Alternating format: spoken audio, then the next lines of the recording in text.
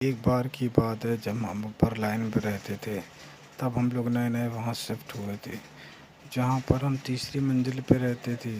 9 number कमरे का कमरा था, पर हमें मालूम नहीं था कि उस कमरे में क्या हादसा हुआ।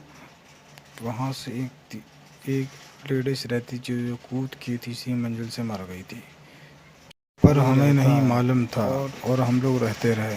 कुछ दिन बाद से समझ में आने लगे हमें कि यहाँ कोई ना कोई ज़रूर रहता है, पर हमें ऐसे पता नहीं चल रहा था। लेकिन कुछ दिन बाद हमें लोगों से पता चला कि वहाँ कोई आदमी रहता था जो जहाँ पे अपनी औरत को छत से फेंक दिया था।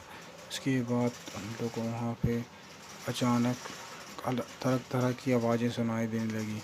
एक दिन हम लोग पूरा परिवार खाना खा रहा था, तो छम छम की आवाज़ आई, एकदम से पर्दा खुला।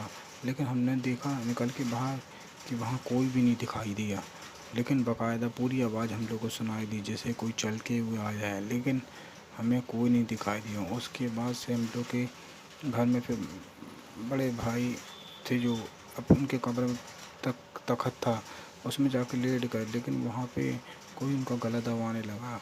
उससे हमें समझ में आ गया यहाँ कोई ना कोई ज़रूर है। वो तख़्त पे लेटते ही साथ मेरे भाई की गर्दन पे वो दबाने लगी, जिससे वो बहुत चिल्ला रहे थे, लेकिन उनकी आवाज़ कोई नहीं सुन पा रहा था। जब वो अचानक से उठ के बैठे तो फिर उनने अपने पापा को बताया। पापा को बताने के बाद पापा ने पूछा तुम्हें क्या हुआ था, लेकिन उनने बोला कि मेरी गर्दन कोई दबा रहा था। लेकिन पापा ने कहा हम लोग के सामने तो कोई नहीं दिखा। उनने कहा नहीं, मेरी गर्दन दबा रहा था और वो मेरे ऊपर हावी हो गई। जब हम लोगों ने लोगों से पता करे तो उनने बताया भैया आप लोग यहाँ क्यों रह रहे हो, यहाँ पे एक औरत को तीसरी मंजिल से फेंका था जो मर चुकी है और शायद उसी की रूह है जो भटक रही है।